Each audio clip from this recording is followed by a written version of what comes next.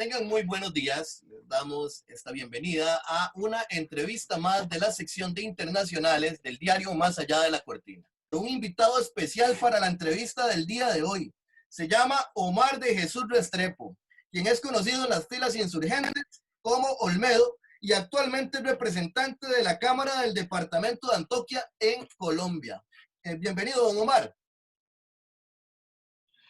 Muchas gracias, Esteban, por esta invitación. Me siento complacido y mucho gusto en poder compartir con usted y su público y su audiencia nuestro punto de vista con relación a todo lo que tenga que ver con nuestro proyecto político, pero también con el surgimiento de nuestra estructura política militar que le dio paso al partido en el que hoy milito y que tiene presencia en el Congreso y en el país.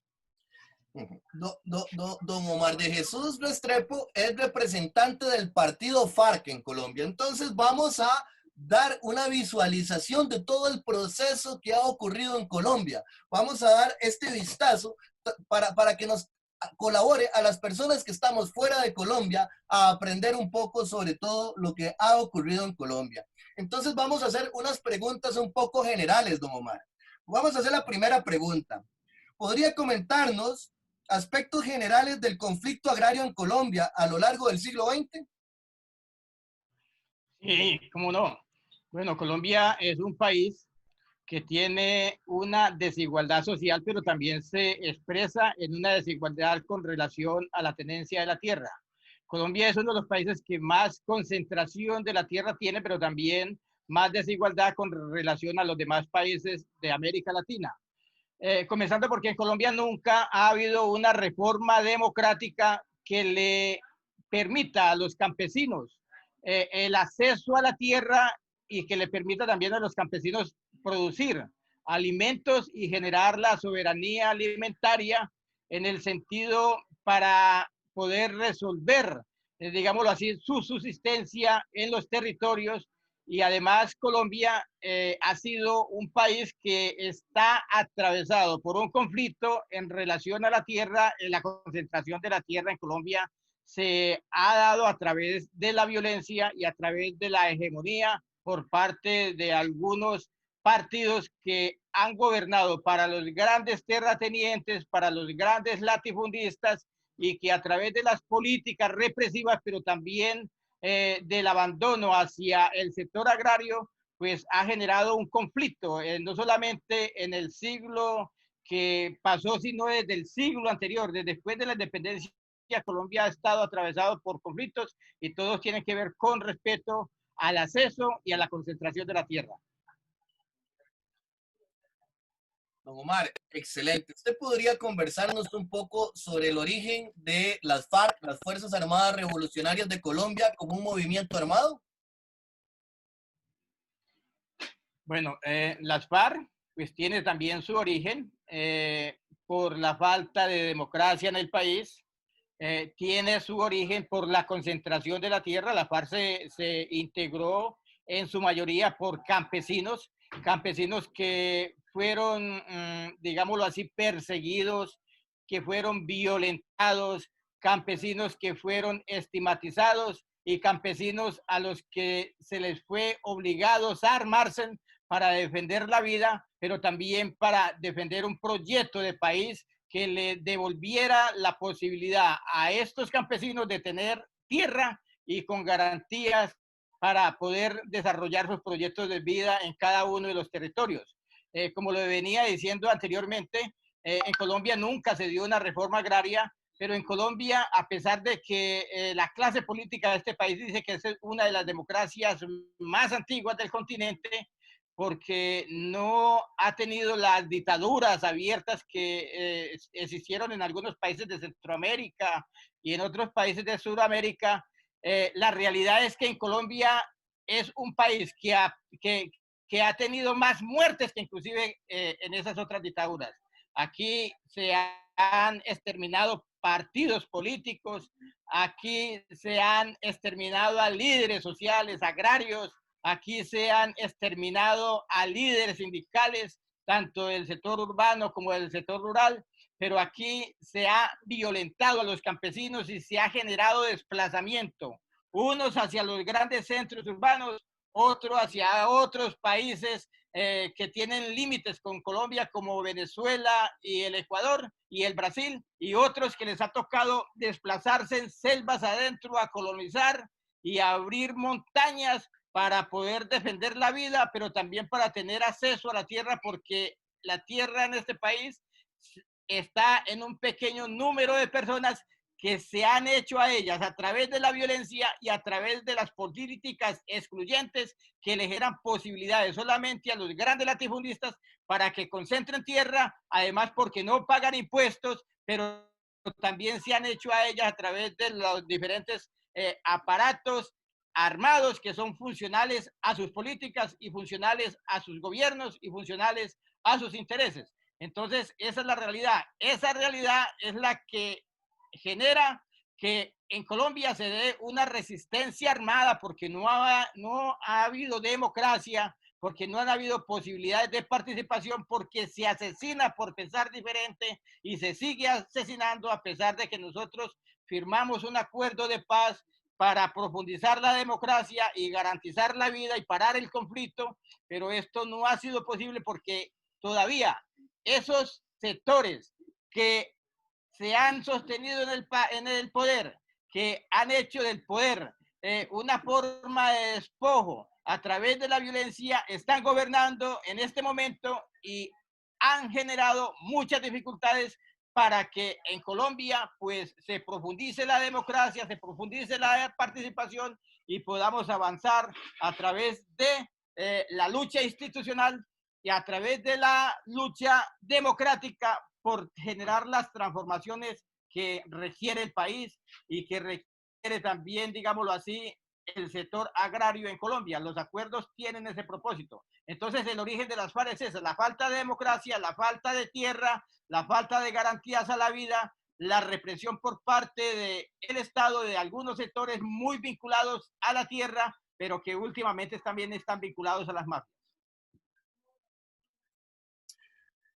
Muchas gracias, don Omar. Le tenemos una tercera pregunta. ¿Cuáles fueron las principales transformaciones que se vivieron hacia lo interior de las Fuerzas Armadas Revolucionarias de Colombia antes del acuerdo de paz?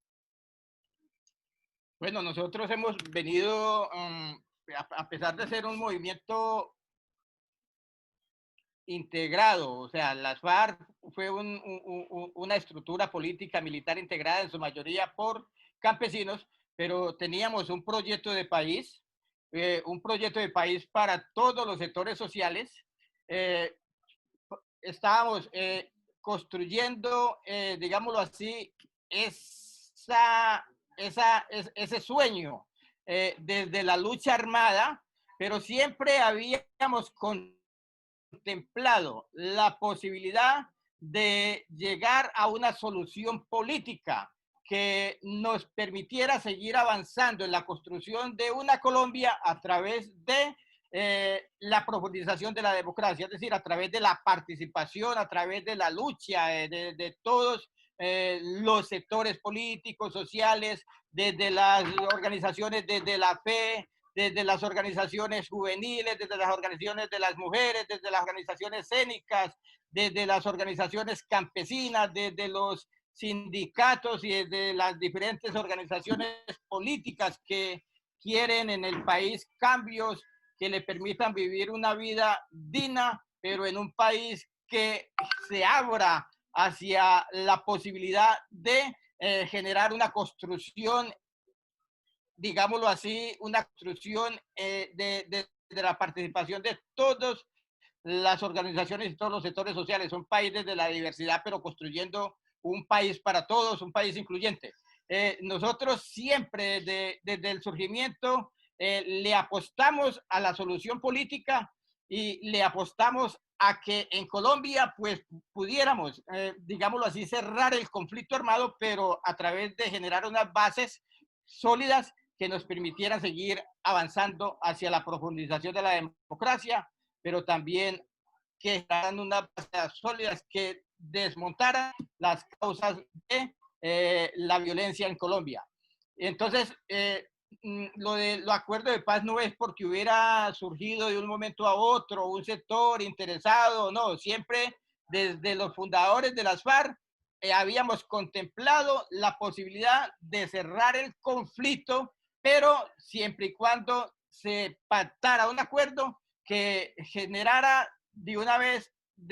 por todas la posibilidad de llegar a una paz completa con los otros actores armados, con el desmonte del paramilitarismo, con la profundización de la democracia, con las posibilidades de participar políticamente en la contienda política, no solamente desde la óptica electoral, sino desde la participación de unidades de los territorios, desde las posibilidades de que todos participáramos en igualdad de condiciones por la transformación del país. Eso fue un sueño desde los fundadores de las FARC que fundaron nuestra organización política militar y que tendría como propósito pues esa nueva Colombia que es la que está, digámoslo así, plasmada en los acuerdos de paz. Entonces, esa fue una lucha durante más de 30 años. Acuérdense que nosotros iniciamos unas conversaciones con el gobierno de Belisario Betancur en el año 1984. Esas conversaciones fueron traicionadas o esos acuerdos fueron traicionados. Ahí nosotros impulsamos un movimiento político que se llamó Unión Patriótica. Ese movimiento político tuvo mucha acogida, tuvo mucha receptividad. Logramos tener muchos alcaldes en diferentes regiones del país, logramos tener congresistas, diputados, muchos concejales, pero la ultraderecha a través del paramilitarismo asesinó a la mayor parte de sus dirigentes y también a sus simpatizantes y militantes. En ese movimiento se perdió la vida de más de 5.000 militantes y sacaron a ese movimiento político del escenario público, obligándonos a continuar en la lucha armada durante más de 30 años después de ese intento que logramos después lograr un acuerdo de paz con el gobierno de Santos. Pero entiéndase de que siempre han habido sectores muy empeñados en impedir que en Colombia se dé una solución definitiva al conflicto, porque aquí como que hay sectores que se benefician de la guerra les permite concentrar tierras, la guerra les permite concentrar recursos, la guerra les permite despojar, la guerra les permite extraer recursos estratégicos y riquezas naturales, la guerra les permite mantener en la impunidad y la guerra les permite mantener muchos niveles de corrupción en todos los sentidos. Entonces, aquí hay un sector mafioso que alimenta la guerra y que está totalmente empeñado a impedir de que se cierre el conflicto en Colombia. Omar, ¿cómo fue ese proceso de transición? ¿Cómo surgió el partido FARC y cuáles han sido sus principales logros al día de hoy? Bueno, no ha sido fácil. Usted debe entender de que nosotros teníamos una estructura política militar que tenía toda una trayectoria de lucha en el país, que tenía un acumulado y una experiencia, y transitar de una estructura política militar a un partido legal, que ajustarse a unas normas. Nosotros, más que ajustarnos normas, estábamos construyendo un Estado con nuestra propia normatividad, con nuestras propias reglas.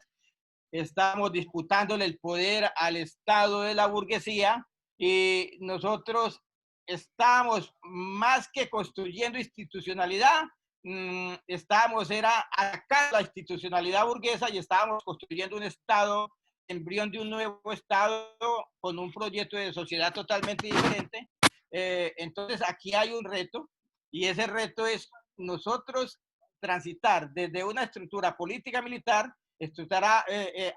avanzar hacia un partido que se tiene que someter a la normatividad vigente del Estado, a las reglas construidas, empezar a luchar desde esa misma institucionalidad y entonces ahí tendríamos que comenzar a aprender a movernos en ese nuevo escenario que no es fácil.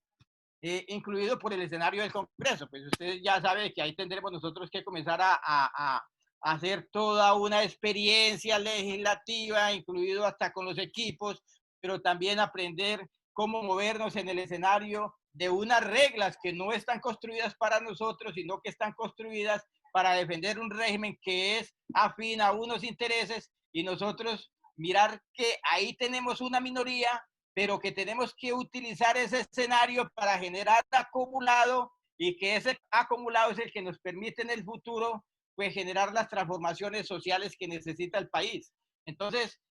ya esta es otra realidad, y a esa realidad es la que nosotros estamos pues empeñados y abocados en este momento, y entonces estamos más que entender que vamos a construir desde este momento, de una manera inmediata, digámoslo así, en el tiempo inmediato, transformaciones sociales, sabemos que no es posible. Necesitamos primero que todo utilizar esos escenarios para decirle a la gente cuál es el proyecto de vida que tiene nuestro partido y cómo es posible generar ese proyecto de vida articulado a otras iniciativas, a otras voluntades, a otros procesos, porque aquí no va a ser posible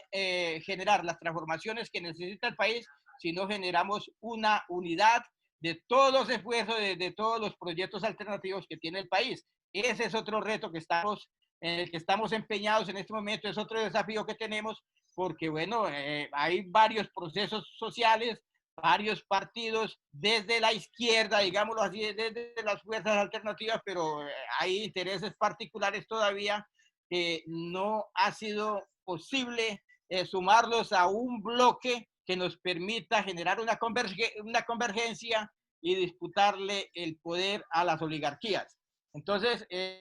no ha sido fácil, entiéndase, no ha sido fácil porque tenemos todavía mucha estigmatización por parte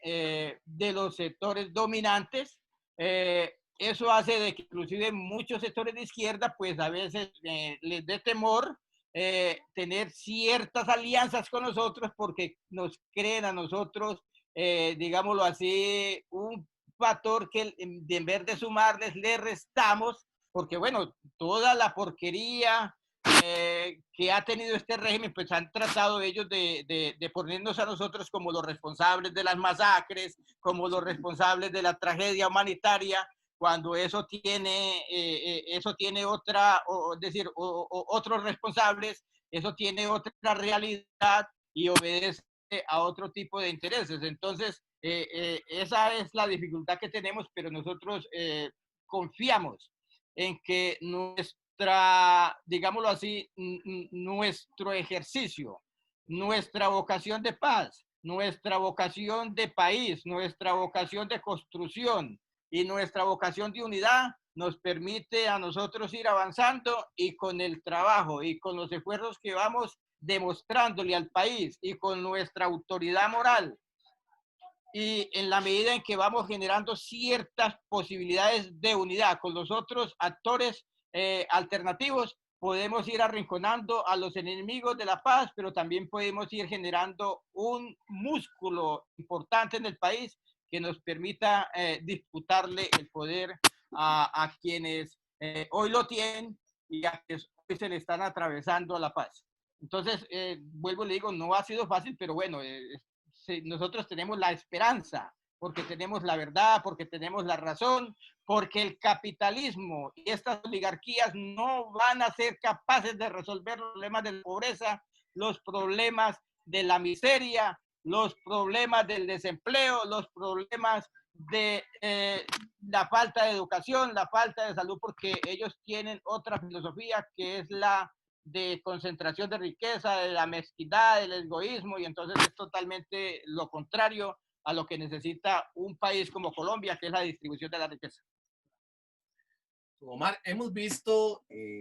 procesos de exguerrilleros y exguerrilleras en distintas comunidades de Colombia donde se han venido insertando y han venido promoviendo incluso conceptos del buen vivir, desarrollando proyectos agropecuarios, proyectos de agricultura, en los que intervienen en las dinámicas de las comunidades. Pero algo que no ha trascendido mucho también a la comunidad internacional es el caso de los asesinatos que se han dado después del acuerdo de paz. En este sentido, quisiera hacerle una última pregunta. ¿Podría referirse al asesinato de personas guerrilleras, defensoras de derechos humanos y campesinas en Colombia después del acuerdo de paz?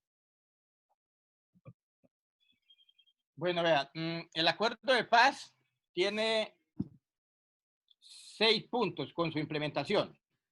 Está la reforma rural integral, es una de las causas, la concentración de la tierra es una de las causas de la violencia en el país, entonces tiene ese punto, que es una reforma rural integral que le devuelva la tierra a los campesinos, que se le devuelvan más de las 8 millones de hectáreas que le fueron despojadas a los campesinos, que se les formalice la tierra a los campesinos para que tengan acceso al crédito, que se les generen proyectos productivos, que se le generen vías carreteables, mercadeo para sus productos, bueno, mejores condiciones de vida. El proceso de paz tiene también la profundización de la democracia, que es el de participación política, que es el segundo punto. Tiene el fin del conflicto, que es el tercer punto, donde está la reincorporación, porque un proceso de paz y reincorporación digna no es posible, pues a quienes se levantaron en armas hay que ofrecerle posibilidades de que se reincorporen de una manera digna a la actividad productiva y social y política del país. Tiene el de las víctimas, pues necesitamos que el país conozca, las víctimas conozcan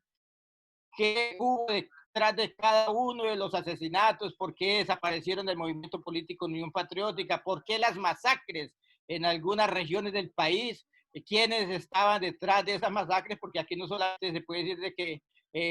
fue una intención única exclusivamente del paramilitarismo. Detrás del paramilitarismo habían actores políticos, habían sectores económicos, estaban multinacionales, estaban los medios de comunicación que atizaron la guerra y la siguen atizando, algunos de ellos en la historia de este país, pero también estaban los grandes ganaderos, los latifundistas que querían tierras, estaban los que quieren recursos naturales gratis y baratos, sin ningún tipo de indemnización para los campesinos y para las comunidades. Entonces, el acuerdo es un acuerdo integral que tiene como fin y único propósito de desmontar todas esas causas que han generado la guerra, pero también tiene el propósito de desmontar el paramilitarismo y llegar a una paz completa con los otros actores armados que hoy siguen desafiando el Estado a través de las armas. Entonces, en la reincorporación, que es lo que usted me dice, ¿no?, de los proyectos productivos, no es posible generar proyectos productivos en un país si no se da la reforma rural integral. Es decir, una comunidad de guerrilleros en un espacio territorial no va a poder desarrollar sus proyectos, sus economías, si no hay una transformación del territorio, y esa transformación del territorio tiene que dar a través del punto de la rural integral. Tiene que haber carreteras, tiene que haber conectividad, tiene que haber energía, tiene que haber vivienda, tiene que haber, digámoslo así, salud, educación, capacitación técnica, financiamiento, pero también mercadeo. Esa realidad que tienen los campesinos hoy en día, que no pueden producir porque nada les es rentable y muchos tienen que ir a cultivar coca o a vivir de la minería informal, la minería artesanal, pues es lo que nos está pasando a nosotros en los territorios porque no se ha implementado el punto 1. Y como no se ha implementado el punto 1, pues entonces esos territorios siguen teniendo cultivos de uso ilícito. Hay actores armados porque tampoco se ha implementado lo del punto 3, que es, y el punto 2, que es el monte del paramilitarismo. Entonces se están dando asesinatos a los guerrilleros, es decir, nuestra gente está siendo víctima de esos actores armados, y también los líderes sociales. Entonces, nosotros que hemos dicho, aquí se tiene que implementar el acuerdo en su totalidad. Y implementar en su totalidad es el punto 1 de la reforma rural integral, pero también el punto de la reforma política que desmonte el paramilitarismo y que le brinde posibilidades de participación política. Hombre, porque es que los muertos no participan políticamente, pues eso nos matan porque pensamos diferentes, porque tenemos otro proyecto de país. Entonces nos asesinan, nos desplazan, y no solamente a los guerrilleros, sino también a los líderes que están luchando en sus territorios por la paz, por la defensa del territorio, por los acuerdos, por la sustitución de los vivos. Entonces, nosotros, ¿qué hemos dicho? Bueno, la implementación de los acuerdos tiene que ser integral y esa integralidad le permite a los guerrilleros implementar sus proyectos productivos en unas condiciones favorables donde ellos puedan producir de manera rentable y tengan sus retos económicos para generar su sustento. Eso no ha sido posible. Entonces, no se ha implementado ni el punto uno, pero tampoco se han implementado lo de los proyectos productivos. No lo han hecho porque ellos que eso tiene, es decir, eso tiene otra mirada, eso podría generar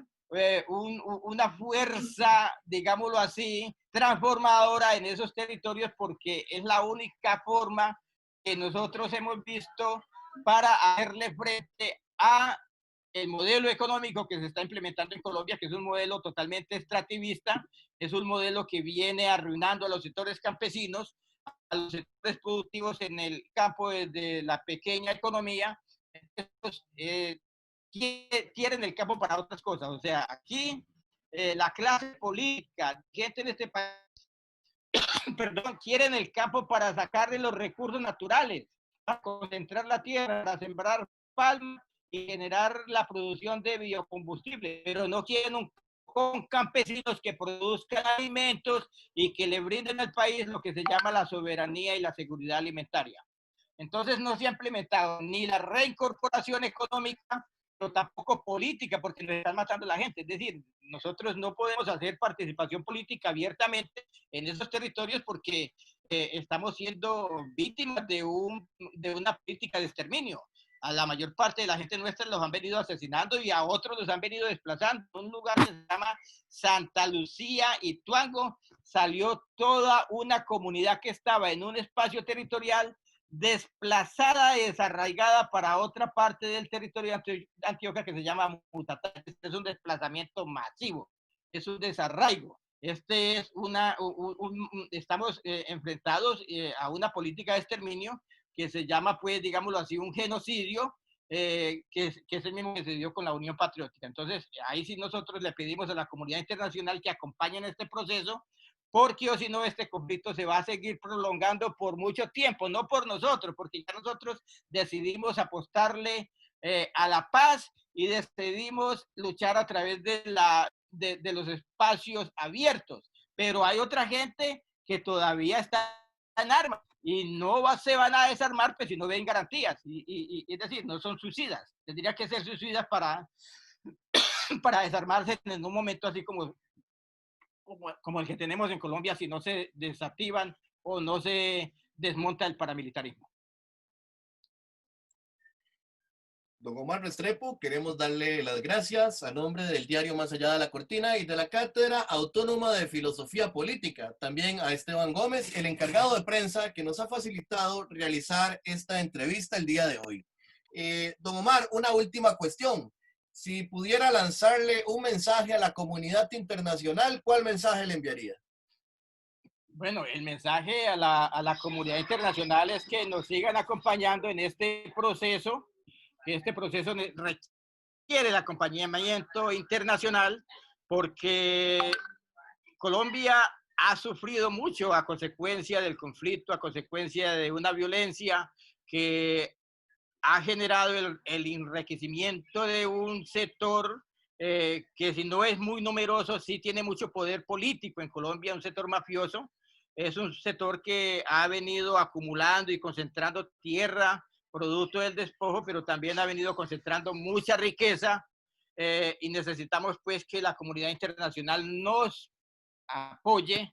nos blinde, que nos permita hacer la denuncia de quienes están detrás de los asesinatos de los líderes y de los guerrilleros, porque aquí solamente la investigación llega hasta los actores materiales, pero no llega hasta los intelectuales, que son los que se benefician de la sangre que están derramando los colombianos en este momento. Entonces, ese es el llamado, que nos acompañen, que nos ayuden a denunciar, que nos ayuden a desenmascarar a los verdaderos responsables de las masacres, de los asesinatos y de la barbarie en la que se está enfrentando nuestras comunidades por parte de algunos bárbaros desde el régimen y de algunos poderes económicos y ese es el llamado, pues, que se utilicen todos los medios posibles, desde este mismo medio, y así otros que sean posibles, medios de comunicación, redes sociales, a través de la denuncia pública, pues para que estos señores algún día tengan que responder por todo lo que ha sucedido en nuestro país. Don Omar Restrepo, a nombre de la Cátedra Autónoma de Filosofía Política y el diario Más Allá de la Cortina, le damos muchas gracias y dejamos el espacio abierto para futuras entregas. Para nuestro lector, Bueno, para a nuestros ustedes muchas escuchas, gracias, un saludo cordial. para nuestra audiencia, muchas gracias y les esperamos en la próxima entrega de Entrevistas Internacionales.